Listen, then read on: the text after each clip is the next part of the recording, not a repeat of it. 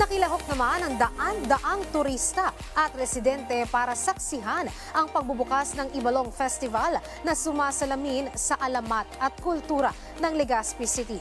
Ang detalye sa sentro ng balita ni Floyd Brents.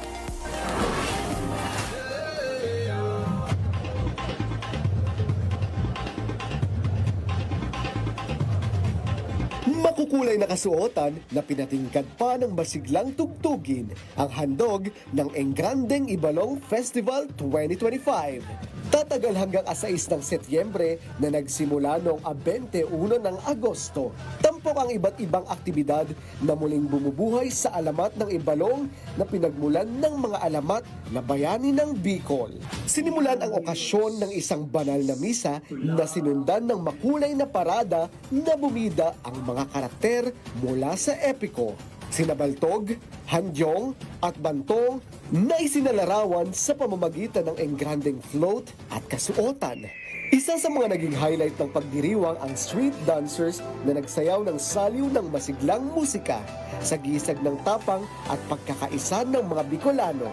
Isa rin sa mga inaabangan ngayong taon ang Mutya ng Ibalong pageant, kung saan ipapamalas ng mga kalahok ang kanilang ganda at talino.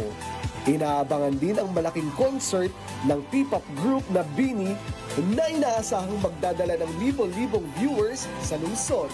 Ang Ibalong Festival ay hindi lamang kasayahan kundi isang pag-aalala sa mga bayaning Bicolano na nagbigay ng inspirasyon at lakas ng loob sa mga sinaunang alamat at patuloy na nagbibigay saysay sa pagkakakilanlan ng rehiyon. Heroes are not just in stories, they live in all of us. Come to Legazpi, awaken that hero within. Habang nagpapatuloy ang selebrasyon, dagsa ang mga turista at lokal na residente para saksihan ang cultural shows, sporting events, trade fairs at mga konsyertong nagbibigay buhay sa lungsod.